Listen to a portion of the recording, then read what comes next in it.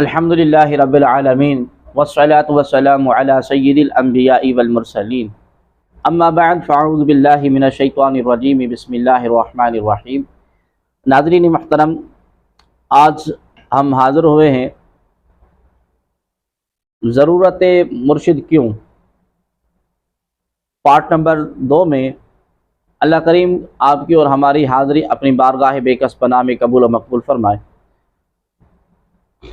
ناظرین محترم، کسی جامع شرائط مرشد کی بیعت بھی ایک مستحب اور بابرکتی کام ہے۔ اعلیٰ حضرت عظیم البرکت مجدد دین و ملت اشاع سیدی امام احمد رضا خان فاضل بریلوی رحمۃ اللہ تعالی علیہ نے مرشد کامل کی 4 شرائط ارشاد فرمائی، ان کے بغیر اس کا بیعت لینا جائز نہیں۔ صحیح العقیدہ مسلمان ہو، یعنی اہل سنت و جماعت سے وابستہ ہو، اور بد عقیدہ اور بد مذہب نہ ہو، عقائد کے دلائل اور تمام احکام شرعیہ کا عالم ہو، حتیٰ کہ ہر پیش آمدہ مسئلہ کا حل بیان کر سکتا ہو، یعنی مفتی ہو، علم کے مطابق عمل کرتا ہو، فرائض و واجبات سنن اور مستحبات پر دائمی عمل پیرا ہو، اور تمام محرمات و مکروہات سے بچتا ہو، رسول اللہ صلی اللہ علیہ وآلہ وسلم تک اس کی نسبت متصل ہو، یعنی اس کے مشائخ کا سلسلہ رسول کریم صلی اللہ علیہ وآلہ وسلم تک پہنچتا ہو۔ ہمارے زمانوں میں بعض بے علم لوگ وعظ و تبلیغ کرتے ہیں، اور جب کچھ ہلکا بن جاتا ہے تو لوگوں سے بیعت لینا بھی شروع کر دیتے ہیں۔ یہ لوگ اپنی بے علمی کا عیب چھپانے کے لیے علماء کی تنقید کرتے ہیں، ان کو منافق اور بے عمل کہتے ہیں، ساتھ ہی خود کو اہل اللہ کا محب کہتے ہوئے اولیاء اللہ کی صف میں شمار کروانے کی ترغیب دیتے ہیں۔ سادہ لوگ عوام علماء کو چھوڑ کر ایسے بے علم باعثین اور بے عمل مرشدین کے حلقہ ارادت میں کثرت کے ساتھ شامل ہو رہے ہیں۔ ہم اس جہالت اور تعصب سے اللہ کی پناہ چاہتے ہیں۔ بحوالہ فتویٰ افریقیہ صفحہ نمبر 147۔ مذکورہ شرائط کو سامنے رکھتے ہوئے اگر موجودہ پاکستانی معاشرے پر نظر ڈالیں تو ہمیں ہر طرف ایسے کاروباری پیروں کی فوج ظفر موج نظر آئے گی کہ جن میں مذکور شرائط کا دور تک پتہ نہیں ہوگا۔ کسی کا عقیدہ خراب ہے تو کسی کا سلسلہ غیر متصل، کوئی پابند سنت نہیں ہے تو کوئی اعلانیہ فاسق و فاجر۔ علم کی شرط ملاحظہ کریں تو اس پر پورے ملک میں معدود چند پیر صاحبان ہی بمشکل پورے اترتے نظر آئیں گے۔ جعلی پیروں کا بہت بڑا لشکر نہ صرف یہ کہ قرآن و حدیث اور فقہ و کلام سے بے خبر، بلکہ وہ علم اور علماء کا سخت دشمن بھی ہے، کیونکہ جس طرح سرمایہ دار، جاگیردار اور سیاستدان کی خیر اس میں ہے کہ قوم جاہل مطلق رہے، اس طرح جھوٹے پیروں کی شان و شوکت کا راز بھی اس میں پوشیدہ ہے کہ قوم عمل سے بیگانہ رہے، کیونکہ ان پڑھ لوگ ان کو جس طرح چومتے چاٹتے ہیں اس طرح پڑھے لکھے لوگ نہیں کرتے۔ کسی بھی پیر کے ملاقاتیوں کو ملاحظہ کر لیجئے، آپ کو ان پڑھ اور پڑھے لکھے لوگوں کے اندر ملاقاتوں میں نمایاں فرق نظر آئے گا۔ انتہائی افسوسناک امر یہ ہے کہ اس طرح کے تمام جعلی، بناوٹی اور کاروباری پیر اپنے آپ کو مسلک حق اہل سنت و جماعت سے منسوب کر کے اس کی بدنامی اور رسوائی کا سبب بنتے ہیں۔ نیز وہ علماء سے یہ توقع بھی رکھتے ہیں کہ وہ ان کی نام نہاد بزرگی پر مہر تصدیق ثبت کر دیں۔ یہ ننگے ملت، ننگے دین، ننگے وطن لوگ ایسے زہریلے ہیں کہ انہوں نے اپنی شہوت کاریوں سے مسلک حق کو ادموا کر رکھا ہے۔ ان میں سے کچھ لوگ نامور بزرگوں کی گدیوں سے منسوب ہیں، عمل صالح اور شریعت کی پابندی تو کجا کرپٹ لوگوں کی سرپرستی کرتے ہیں۔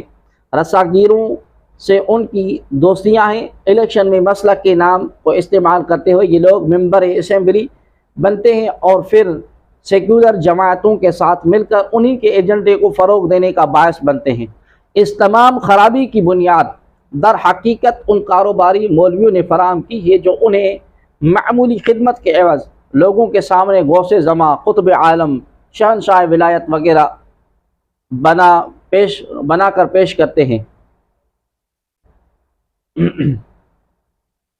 ان حضرات کی سیرت و کردار کو قریب سے دیکھیں تو ان کی فرعونی لہجے، شیطانی عادات و اطوار، یزیدی رسوم و رواج، گنڈوں اور بدمعاشوں کی سرپرستی، چوروں اور ڈاکوں کی پشت پناہی، باطل اعمال اور عقیدے، اعراض کے نام پر اسلام کشی میلے ٹھیلے، کتوں اور رچھوں کے مقابلے، قبروں اور مزامیر کی تجارت، صالحین کی تعلیمات پر عمل کے بجائے تعمیرات سے ولایت کی پیمائش، علماء کے خلاف سینوں میں بھڑکتی آگ،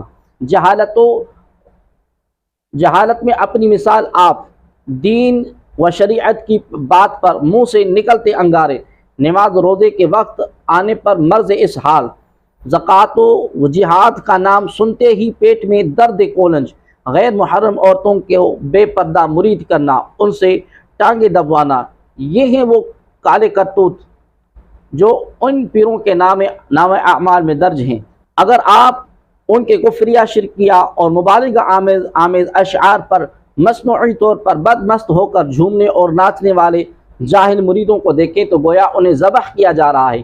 ان کی تعویذوں اور وظیفوں کو دیکھیں تو شیاطین سے استغاثہ پر مبنی جادو ٹونے کی پلندے معلوم ہوں۔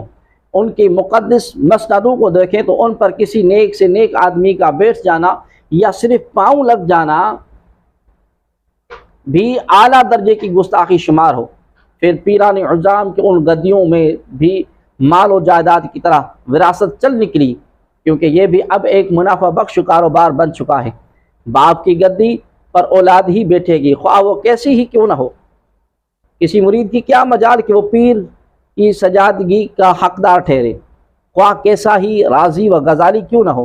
اور یہی نااہلی اور وراثت سب سے بڑا سبب خانقاہی نظام کی تباہی کا۔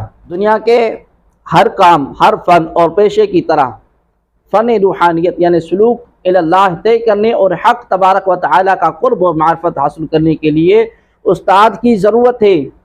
علم تصوف کی اصطلاح بھی ایسے روحانی استاد کو شیخ یعنی مرشد کے نام سے موسوم کیا گیا ہے۔ لفظ شیخ کی اصل یہ حدیث نبوی صلی اللہ علیہ وسلم ہے کہ الشیخ فی قبیلۃ کالنبی فی امت، اپنے قبیلے میں شیخ اس طرح ہے جس طرح ایک نبی اپنی امت میں ہے۔ بحوالہ حدیث امام سیوطی علیہ رحمہ، ربانی مجدد الفسانی رحمۃ اللہ تعالیٰ علیہ فرماتے ہیں کہ جاننا چاہیے کہ شیخ بننے اور حق کی طرف خلق کو دعوت دینے کا مقام بہت عالی ہے۔ آپ نے سنا ہوگا کہ الشیخ فی قبیلۃ کالنبی فی الامہ، شیخ اپنی قوم میں ایسا ہے جیسے نبی اپنی امت میں ہے۔ بحوالہ مکتوبات شریف دفتر اول مکتوب نمبر 224۔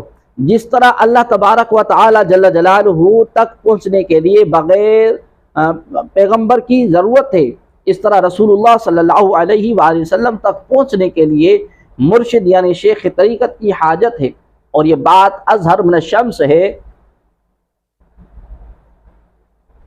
کہ دنیا کسی وقت بھی اہل اللہ سے خالی نہیں ہوتی۔ آج بھی بندگان خدا ایسے ہیں جن کی ذات اور صفات سے ان مبارک سلسلوں سلاسل تصوف کے آبرو قائم ہیں۔ ارشاد باری تعالیٰ ہے یا ایھا الذین آمنوا اتقوا اللہ وکونوا مع الصادقین، اے ایمان والو اللہ سے ڈرو اور صادقین کے ساتھ رہو۔ ناظرین محترم، قرآن پاک ازل سے ہے اور ابد تک رہے گا۔ اس کا مطلب یہ ہے کہ صادقین ہر دور میں موجود رہیں گے، اس لیے ان کی رفاقت اور معیت اختیار کرنے کا حکم دیا گیا ہے۔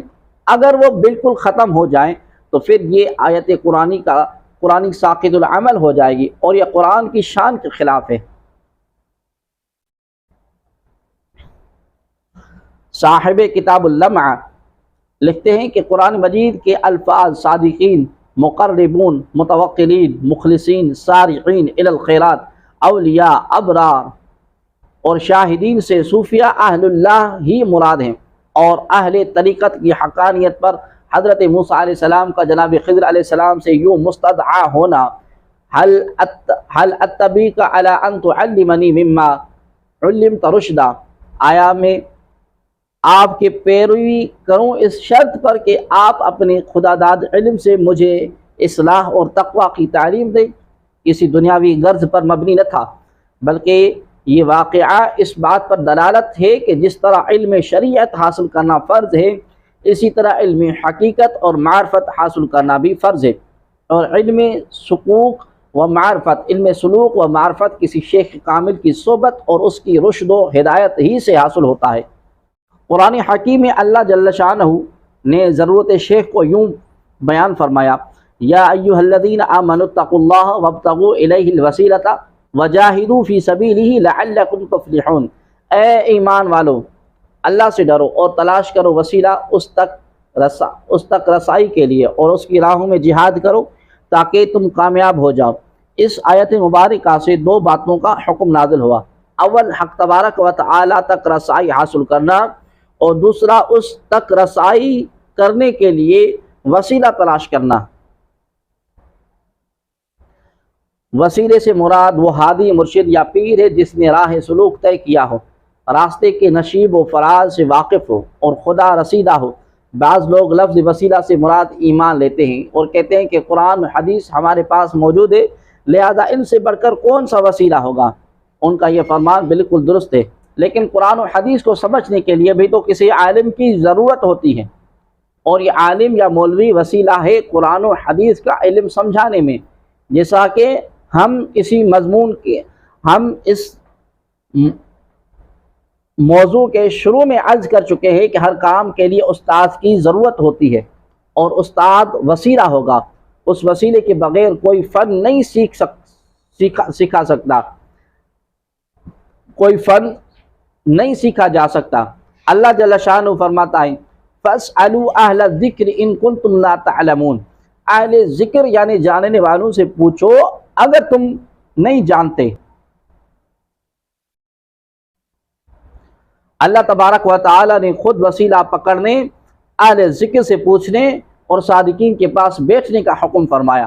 بہرحال وسیلہ عقلاً و نقلاً ضروری ہے، اور تمام مفسرین خواہ متقدمین ہوں یا متاخرین کا وسیلے کا مطلب شیخ طریقت ہے، کیونکہ یا ایھا الذین آمنوا کا خطاب ان لوگوں سے کیا گیا ہے جو ایمان لا چکے ہیں۔ حضرت شاہ عبدالرحیم، حضرت شاہ ولی اللہ محدث دہلوی رحمۃ اللہ تعالی علیہ، اور حضرت شاہ عبدالعزیز دہلوی رحمۃ اللہ تعالی علیہ جو اہل طریقت میں مقبول ہیں، وسیلے سے مراد شیخ طریقت لیتے ہیں۔ اس کے سوا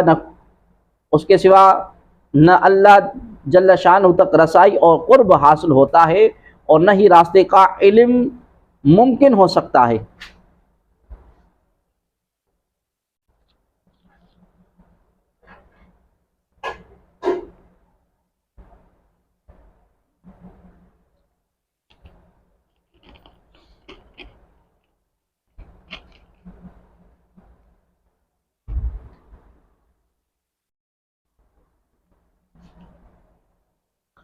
ممکن ہو سکتا ہے کیونکہ کامل و مکمل کی ایک التفات سے اس قدر تصفیہ باطل ہوتا ہے کہ ریاضت کثیرہ سے بھی نہیں ہو سکتا، اور تزکیہ نفس اور تصفیہ باطن کے لیے امام ربانی حضرت مجدد الفسانی رحمۃ اللہ تعالی فرماتے ہیں کہ اللہ رب العزت کی نعمتوں کی ادائے شکر کا پہلا درجہ ہے کہ بندہ اپنے عقائد فرقہ ناجیہ اہل سنت والجماعت کی آراء کے مطابق احکام شریعہ بجا لاتا رہے۔ تیسرا درجہ یہ ہے کہ بلند درجے صوفیہ کے سلوک کے موافق اپنے نفس کا تصفیہ و تزکیہ کرے، بحوالہ مکتوبات شریف دفتر اول مکتوب نمبر 71۔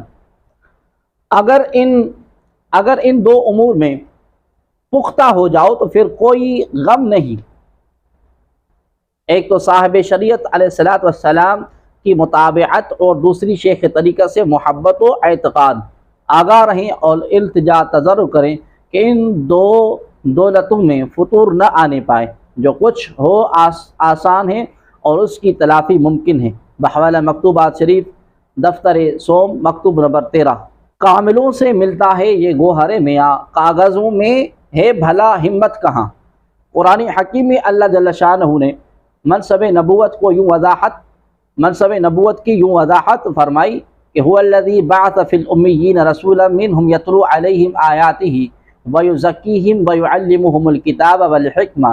اللہ وہ ہے جس نے بھیجا ان پڑھوں کے درمیان پیغمبر، انہی میں سے جو پڑھتا ہے ان لوگوں کے سامنے اللہ کی آیات، اور پاک کرتا ہے ان کو اور سکھاتا ہے ان کو کتاب و حکمت۔ کتاب کے ساتھ معلم کتاب یعنی کہ سکھانے والے کو استاد کی بھی ضرورت ہوتی ہے، نسخے کے ساتھ طبیب کی بھی ضرورت ہوتی ہے۔ جو لوگ اعتراض کرتے ہیں کہ قرآن کی موجودگی میں شیخ کی کیا ضرورت، ان سے ہم پوچھتے ہیں کہ قرآن کی موجودگی میں نبی یا رسول کی کیا ضرورت تھی؟ چنانچہ جس طرح رسول صلی اللہ علیہ وسلم کی صحابہ کرام رضی اللہ تعالی عنہم کو ضرورت تھی، آج ہمیں بھی وہی ضرورت درپیش ہے۔ جس طرح رسول اللہ صلی اللہ علیہ وسلم کے بغیر ہدایت ناممکن تھی، اب بھی نائب رسول صلی اللہ علیہ وسلم کے بغیر ہدایت ناممکن ہے۔ حیرت یہ ہے کہ علماء ظاہر لوگوں کے درمیان تو اپنی ضرورت محسوس کرتے ہیں، لیکن ایسے شیخ کامل کی ضرورت محسوس نہیں کرتے جو ان سے کئی گنا زیادہ عبادات، مجاہدات اور ریاضات کر کے ذات حق کے قرب و معرفت کا شرف حاصل کر چکے ہوں۔ بحوالہ تذکرہ نقشبندیہ خیریہ صفحہ نمبر 50۔ حضرت امام اعظم ابو حنیفہ رحمۃ اللہ تعالی علیہ نے باہما علم و تفقہ حضرت امام جعفر صادق رضی اللہ تعالی عنہ کی بیعت کی تھی۔ امام احمد بن حنبل رحمۃ اللہ تعالی علیہ پہلے تصوف اور صوفیہ کی مخالفت میں مشغول تھے، لیکن بعد میں حضرت بشر حافی رحمۃ اللہ تعالی علیہ کی صحبت میں رہ کر حلاوت ایمان نصیب ہوئی۔ جو شخص احکام شریعت ان سے دریافت کرنے آتا تو خود بتا دیتے، لیکن جب کوئی شخص راہ حقیقت دریافت کرنے آتا تو حضرت شیخ بشر حافی رحمۃ اللہ تعالی علیہ کے پاس بھیج دیتے۔ یہ دیکھ کر ان کے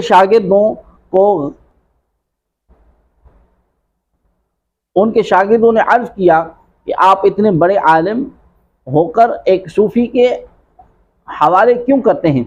آپ نے فرمایا کہ مجھے اللہ کے احکام کا علم ہے اور ان کو خود اللہ کا علم ہے، اس لیے طالبان حق کو ان کے پاس بھیجتا ہوں۔ سلطان العارفین حضرت بایزید بستامی رحمۃ اللہ تعالی علیہ فرماتے ہیں جس کا کوئی امام نہ ہو شیطان اس کا امام ہوتا ہے۔ من لیس لہ شیخ فشیخہ ابلیس۔ امام قشیری رحمۃ اللہ تعالی نے یہ قول ان الفاظ میں حضرت بایزید بستامی رحمۃ اللہ تعالی سے منسوخ کیا ہے کہ من لم یقل لہ استاد فامامہ الشیطان۔ بحوالہ رسالہ قشیریہ صفحہ نمبر 338۔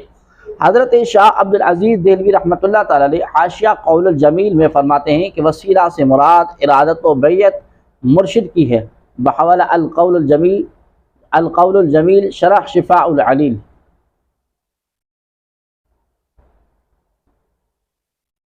حضرت علامہ قاضی ثناء اللہ پانی پتی رحمۃ اللہ تعالی فرماتے ہیں کمالات باطنی حاصل کرنا ہر مسلمان پر واجب ہے، اس لیے پیر کامل کی تلاش بھی ضروریات دین میں سے ہے، کیونکہ وصول الی اللہ پیر کامل کے توسط کے بغیر نادرات میں شامل ہے۔ حضرت علامہ اسماعیل علیہ رحمہ آیت یا ایھا الذین آمنوا اتقوا اللہ وکونوا مع الصادقین کے تحت فرماتے ہیں صادقین وہ لوگ ہیں جو وصول الی اللہ کے طریق کے رہنما ہیں۔ جب سالک ان کی صحبت میں شامل ہو جاتا ہے تو ان کی محبت و تربیت قوت و ولایت سے سیر الی اللہ اور ترک ما سوا کے مراتب پر پہنچ جاتا ہے۔ بحوالہ تفسیر روح البیان۔ حضرت امام مجدد الفسانی رحمۃ اللہ تعالی علیہ شیخ کامل کی تلاش کرنی چاہیے اور اپنے باطنی امراض کا علاج ان سے کرانا چاہیے۔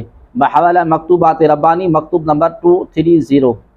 وہ لوگ جو اس امت کے اولیاء کی صحبت میں زندگانی گزارتے ہیں وہ بھی ان رذائل سے پاک ہو جاتے ہیں۔ بحوالہ مکتوبات ربانی دفتر سوم مکتوب نمبر 24۔ اہل اللہ قلبی امراض کے طبیب ہیں، باطنی امراض کا ازالہ ان بزرگوں کی توجہ سے وابستہ ہے اور ان کا کلام دوا اور ان کی نظر شفا ہے۔ حدیث شریف میں وارد ہے کہ ہم قوم لا یشکی جلیسہم، یہ ایسی قوم ہے جن کا ہم نشین بد نصیب نہیں ہوتا۔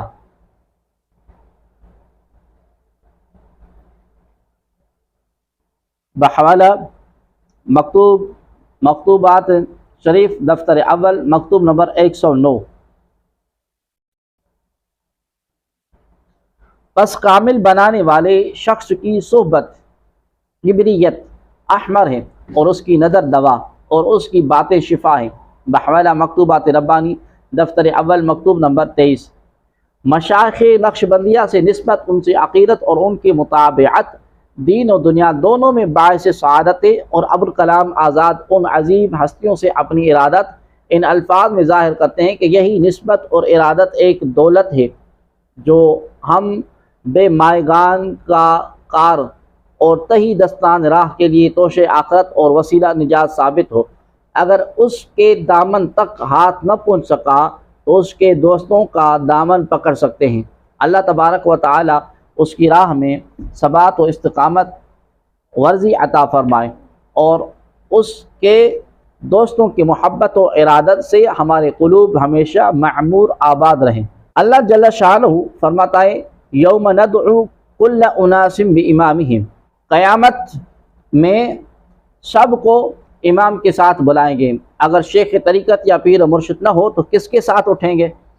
حضرت شیخ شہاب الدین سہروردی رحمۃ اللہ تعالی علیہ فرماتے ہیں شیخ اپنے مرید کو اپنی باطنی قوتوں سے علم الہی سکھاتا ہے اور شیخ کا کلام مرید کے باطن کو معمور کر دیتا ہے، اس کو قرب الہی پر چلا دیتا ہے۔ بحوالہ ترجمہ عوارف المعارف۔ اس لیے ان ہدایت یافتہ حضرات کی پیروی کا حکم اللہ تبارک و تعالی نے ان الفاظ میں فرمایا اولئک الذین ھدی اللہ فبہداہ مقتدہ، یعنی یہی وہ لوگ ہیں جن کو اللہ نے ہدایت فرمائی تو بھی ان ہدایت یافتہ کی پیروی کر۔ بزرگان دین اپنے پیروکاروں کے قلب و دماغ اور رگ و رشتہ میں اللہ کی عبادت اور بندگی کا ایسا دعویٰ پیدا کرتے ہیں کہ ان کی نظروں سے ما سوا اللہ معدوم ہو جاتا ہے۔ وہ ہر لمحہ دل کی آنکھوں سے اللہ تبارک و تعالی کو دیکھتے اور مشاہدہ حق میں مشغول رہتے ہیں اور صادقانہ طریقت اپنے مرشد و کامل کے روح انور میں نور حق کا مشاہدہ کرتے ہیں۔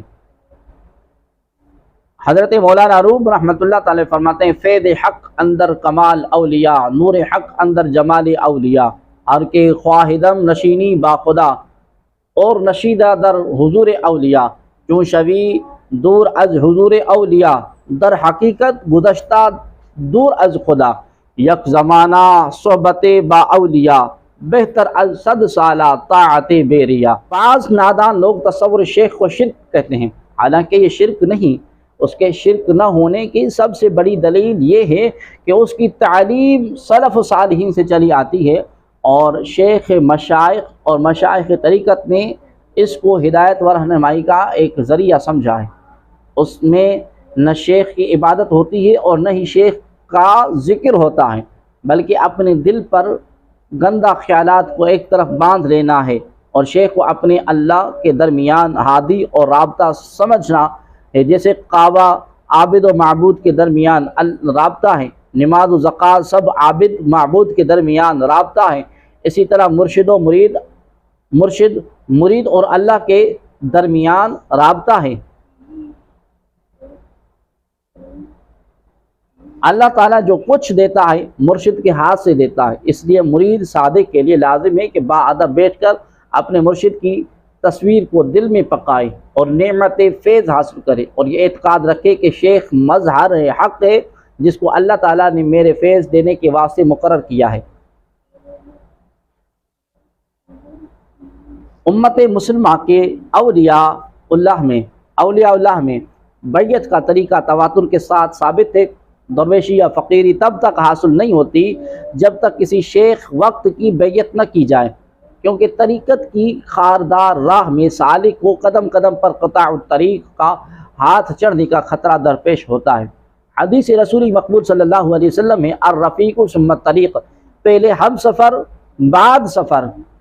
بحوالہ جواہر غیبی کنز چہارم صفحہ نمبر 232۔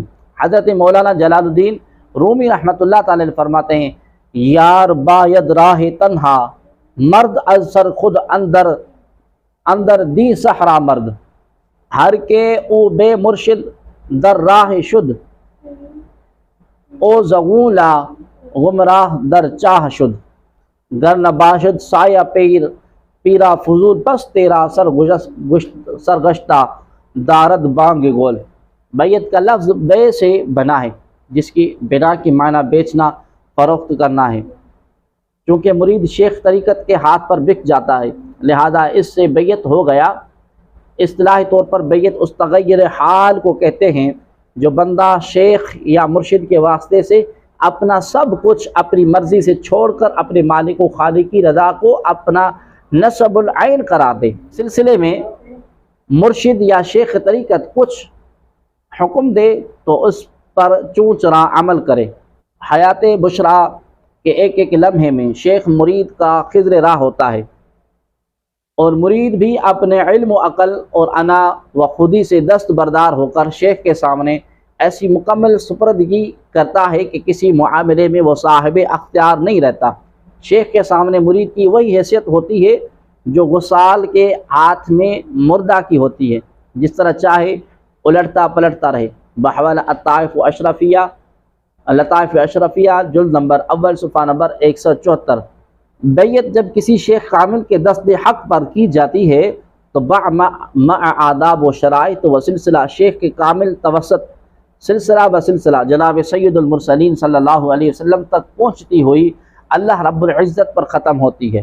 اگر بیعت کرنے والا اپنے اس عہد پر قائم رہے تو اللہ تبارک و تعالی کی طرف سے انتہائی انعامات و مراتب سے نوازا جاتا ہے۔ مرید کا لفظ ارادے سے بنا ہے، جس کے معنی ہے قصد کرنا۔ اس کا ماخذ یہ آیت ہے یریدون وجہ اللہ اولئک هم الفائزون، لہذا مرید کے معنی ہوئے ارادہ کرنا، ارادہ کرنے والا۔ چونکہ مرید اللہ کی رضا کا طالب ہو کر شیخ کے پاس جاتا ہے، لہذا اسے مرید کہتے ہیں۔ اور مرید بننے کا مقصد یہ ہوتا ہے کہ اللہ سے عہد کرنا کہ مولا میں تیرا بندہ فرما بردار بنوں گا، مگر چونکہ اللہ جل شانہ تک ہماری رسائی نہیں تو اس کے کسی نیک بندے شیخ طریقت کے ہاتھ یہ عہد کرتے ہیں، جیسے جب خدا کو سجدہ کرنا ہو تو کعبہ کو سامنے لے کر سجدہ کرتے ہیں۔ کعبہ قبلہ نماز ہے، اور پیر و مرشد قبلہ عہد و پیمان ہوتا ہے۔ محولہ اسرار الاحکام، حضرات صحابہ کرام رضوان اللہ علیہ اجمعین کے رہبر کامل خود نبی پاک صلی اللہ علیہ وسلم تھے، اور انہوں نے زمان رسالت میں مختلف اوقات میں مختلف مقاصد کے لیے بیعتیں کی۔ اولاً اسلام لاتے وقت حضور پرنور صلی اللہ علیہ وسلم سے بیعت کی، پھر خاص معاہدوں کے لیے بیعت کی، جیسے حدیبیہ کے مقام پر بیعت الرضوان، پھر خلفائے راشدین کے ہاتھوں پر بیعت کی۔ لہذا حضرات صحابہ کرام رضی اللہ تعالی عنہم بھی مریدین مصطفیٰ صلی اللہ علیہ وسلم تھے، اور اب صرف بیعت توبہ کی جاتی ہے جو دراصل ان تمام امور پر منحصر ہوتی ہے۔ ارشاد باری تبارک و تعالی ان الذین یبایعونک انما یبایعون اللہ ید اللہ فوق ایدیہم فمن نکث فانما ینقص علی نفسہ ومن اوفی بما عاہد علیہ اللہ فسیؤتیہ اجرا عظیما۔ جو لوگ بیعت کرتے ہیں آپ کریم صلی اللہ علیہ وسلم سے، وہ اللہ سے بیعت کرتے ہیں اور اللہ کا ہاتھ ان کے ہاتھوں پر ہے، سو جو عہد شکنی کرتا ہے تو وہ اپنی ذات کے نقصان پر عہد توڑتا ہے، اور جس نے پورا کیا اس کو جس پر اللہ سے عہد کیا تھا سو عین قریب ان کو اجر عظیم عنایت کرے گا۔ بیعت چند قسموں کی ہوتی ہے۔ صحابہ کرام رضی اللہ تعالی عنہم اجمعین کی پہلی بیعت حضور علیہ الصلوۃ والسلام کے ہاتھ شریف پر تھی، پھر خاص موقعوں پر بیعت خاص ہوئی، پھر خلفائے راشدین کے ہاتھ پر بیعت دو بیعتوں پر مشتمل تھی، بیعت سلطنت اور بیعت طریقت۔ خلفائے راشدین کے زمانے تک ہر سلطان شیخ بھی ہوتا تھا، کیونکہ ان کی خلافت راشدہ تھی۔ ان کے بعد سلاطین اس پائے کے نہ رہے، لہذا ان سے صرف سلطنت کی وفاداریاں کی بیعت کی گئی، جسے آج کے دور میں حلف وفاداری کہتے ہیں، اور مشائخ اعظام سے بیعت طریقت ہوئی۔ حضرت شاہ ولی اللہ محدث دہلوی رحمۃ اللہ تعالی نے ایک مشہور حدیث نقل فرمائی ہے کہ رسول اللہ صلی اللہ علیہ وآلہ وسلم سے لوگ بیعت کرتے تھے، کبھی ہجرت اور جہاد پر، اور گاہے اقامت و ارکان اسلام یعنی صوم و صلاۃ حج پر، گاہے ثبات و قرار پر، معرکہ کفار میں کبھی سنتیں نبی صلی اللہ علیہ وسلم کے تمسک پر، کبھی بدعت سے بچنے اور عبادات کے شائق اور حریص ہونے پر۔ اور ابن ماجہ نے روایت کی ہے کہ جناب رسول اللہ صلی اللہ علیہ وسلم نے چند محتاج مہاجرین سے بیعت کی اس بات پر کہ وہ لوگوں سے کسی چیز کا سوال نہ کریں گے۔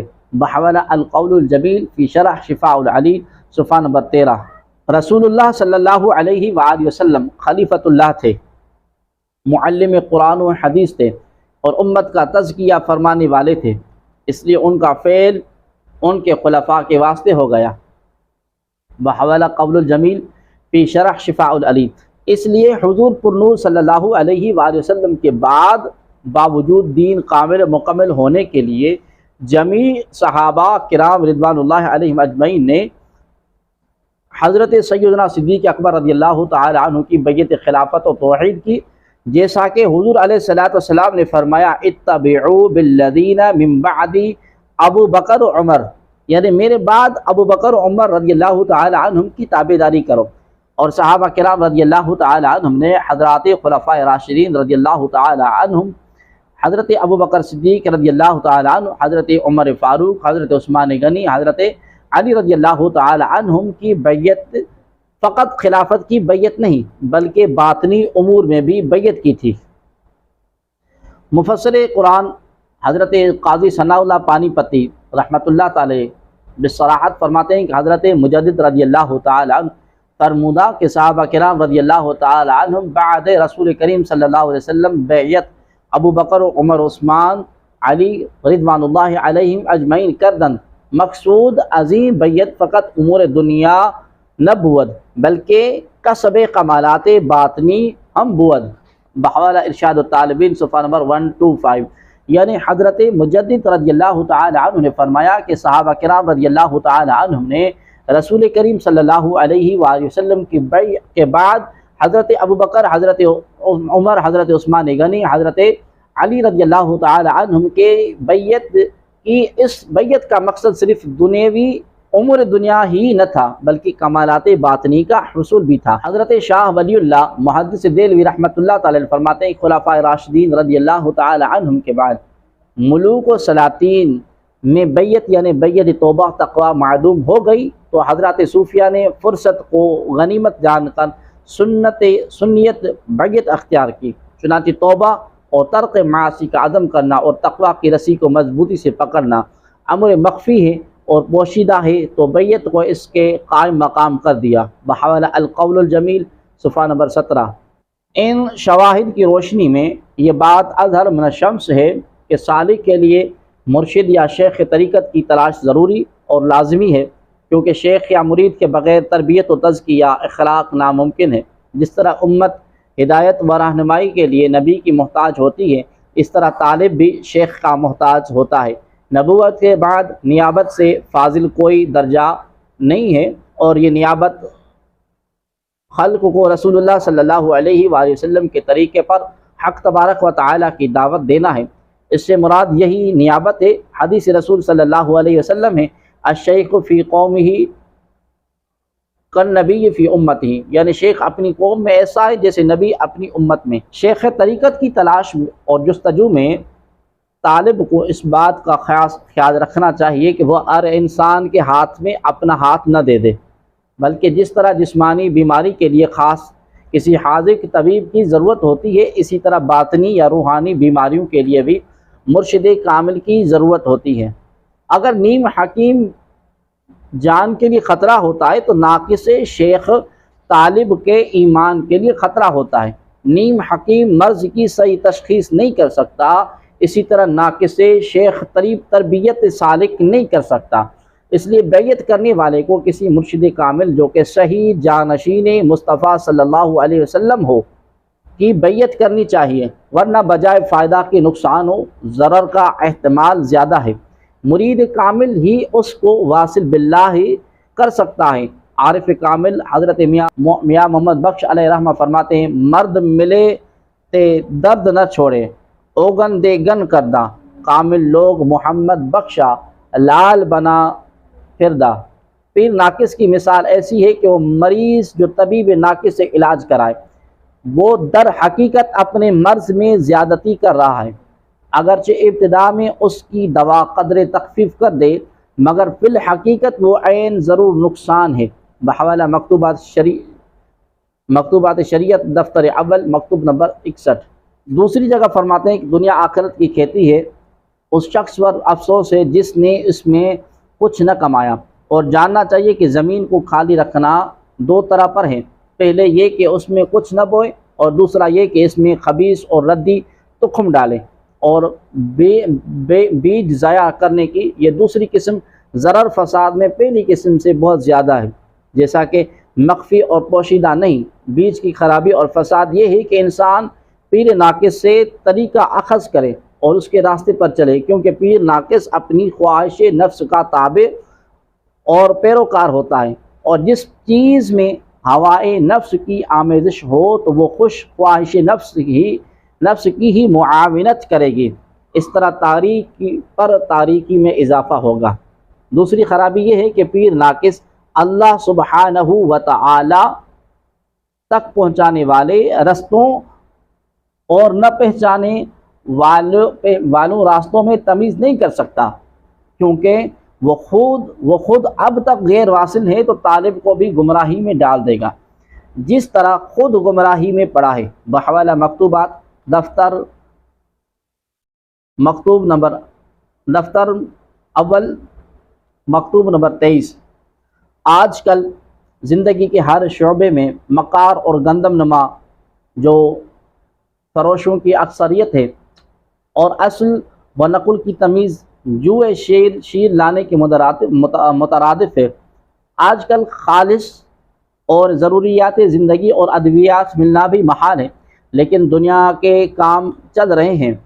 اسی طرح جب یہ مسلمہ بات ہے کہ زمانہ اہل اللہ کے وجود سے کبھی خالی نہیں ہوتا، تو انتخاب شیخ اگرچہ مشکل مسئلہ ہے، لیکن شیخ کامل سے روحانی فیض حاصل کرنے کی خاطر تصوف میں آداب شرائط مقرر کیے گئے ہیں، جن پر عمل کرنے سے یہ مسئلہ حل ہو جاتا ہے۔ پھر اس بارے میں قرآن و حدیث اور اولیاء ربانی کے اپنے ارشادات بھی موجود ہیں، جس سے ولی کامل کی پہچان آسان ہوتی ہے۔ اس بارے میں اہل تصوف کی ہدایت یہ ہے کہ مجذوبوں اور مغلوب الحال درویشوں کو ہرگز شیخ نہیں بننا چاہیے، اگرچہ یہ لوگ واصل باللہ ہی کیوں نہ ہوں۔ تربیت مشیحیت اور پیروی کے لیے یہ لوگ بالکل موضوع نہیں ہوتے۔ بحوالہ جواہر غیبی کنز چہارم صفحہ نمبر 233۔ حضرت غوث العظم شیخ عبدالقادر جیلانی رحمۃ اللہ تعالی علیہ نے طالب کے لیے ایک تیر بہدف دعا کا طریقہ یوں بتلایا کہ طالب نصف شب کو جاگ کر 2 رکعت نماز پڑھے، سجدہ کریں اور آہوزاری کے ساتھ یہ دعا پڑھے: اے میرے رب، مجھے اپنے مقرب بندوں میں سے کسی بندے کی طرف رہنمائی کر جو مجھے تیری طرف رہنمائی کرے اور تجھ تک پہنچنے کا طریقہ بتلائے۔ اللہ تبارک و تعالی اس دعا کے نتیجے میں اسے اپنے اولیاء اللہ میں سے ضرور کسی شیخ کی طرف رہنمائی کرے گا جو اس کا رہبر ہو۔ حضرت امام ربانی مجدد الفسانی شیخ احمد سرہندی فرماتے ہیں کہ نعمتیں عطا کرنے والے رب کے ادائے شکر کا پہلا درجہ یہ ہے کہ بندہ اپنے عقائد ناجیہ اہل سنت و جماعت کے مطابق صحیح اور درست رکھے۔ دوسرا درجہ یہ ہے کہ اس بلند مرتبے گروہ کے مجتہدین کی آراء کے مطابق احکام شرعیہ بجا لاتا رہے۔ تیسرا درجہ یہ ہے کہ بلند درجہ گروہ صوفیہ کے سلوک کے موافق اپنے نفس کا تصفیہ و تزکیہ کرے۔ بحوالہ مکتوبات شریف دفتر اول مکتوب نمبر 71۔ شیخ کامل کی تلاش کرنی چاہیے اور اپنے باطنی امراض کا علاج اس سے کرانا چاہیے، اور جب تک شیخ کامل نہ ملے ان احوال کو لا کے نیچے لا کر نفی کریں اور معبود برحق کا جو پیچوں و چگوں ہے اس بات کریں۔ بحوالہ مکتوبات ربانی دفتر اول مکتوب نمبر 23۔ اعلیٰ حضرت امام اہل سنت مجدد الدین و ملت الشاہ سیدی امام احمد رضا خان فاضل بریلوی رحمۃ اللہ تعالی علیہ فرماتے ہیں، آج کل جو بیعت رائج ہے اسے بیعت تبرک کہتے ہیں، جو نہ فرض ہے نہ واجب اور نہ ایسا کوئی حکم شرعی ہے کہ جس کو نہ کرنے پر گناہ یا آخرت میں مواخذہ ہو۔ ہاں، اگر کوئی جامع شرائط پیر مل جائے تو ہاتھ دے کر اس کا مرید ہونا ایک نیک عمل اور باعث خیر و برکت اور بہت سی دینی و دنیاوی فائدے کا حامل ہے۔ بعض لوگ اپنے من پسند پیروں اور ان کے صاحبان ثروت مریدین کو خوش کرنے کے لیے من لا شیخ لہو فشیخہ الشیطان، یعنی جس کا کوئی پیر نہیں اس کا پیر شیطان ہے، سے مراد آج کل کی مروجہ پیری مریدی لیتے ہیں۔ وہ اپنی اس جاہلانہ فکر کو بڑے دھڑلے سے اپنی تقریر و تحریر یہاں تک کہ جلسہ جلوس کے پوسٹرز کے ذریعے خوب پھیلاتے ہیں، تاکہ عوام کی خاطر خواہ بھیڑ کٹھی ہو، عوام کی خاطر خواہ بھیڑ کٹھی ہو جائے اور ان کے مخصوص پیر صاحب ان سے خوش ہو جائیں اور صلہ میں مولوی صاحب کو توقع خلافت عطا فرما دیں۔ حضرت فاضل بریلوی رحمۃ اللہ تعالیٰ علیہ فرماتے ہیں کہ پہلے یہ ذہن نشین کر لیں کہ یہ کوئی حدیث نہیں بلکہ حضرت بایزید بستامی رحمۃ اللہ تعالیٰ علیہ کا قول ہے۔ واضح رہے کہ اس شیخ سے مراد مرشد عام ہے نہ کہ مرشد خاص، اور مرشد عام یہ ہیں کلام خدا، کلام رسول، کلام ائمہ شریعت و طریقت، کلام علماء ظاہر و باطن۔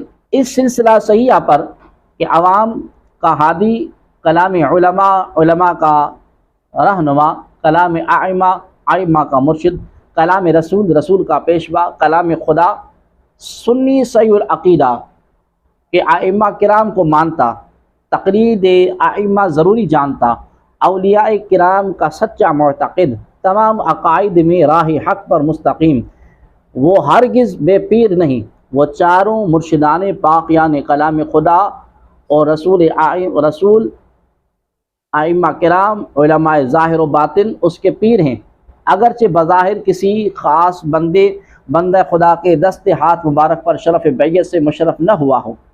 بحوالہ نقاط الثلاثہ فی احکام البیعت والخلافہ، صفحہ نمبر 40۔ ایک دوسرے مقام پر اعلیٰ حضرت رحمۃ اللہ تعالیٰ نے فرمایا جہنم سے نجات اور چھٹکارے کے لیے نبی کریم صلی اللہ علیہ وسلم کو مرشد جاننا کافی ہے۔ بحوالہ فتاوی افریقیہ، صفحہ نمبر 136۔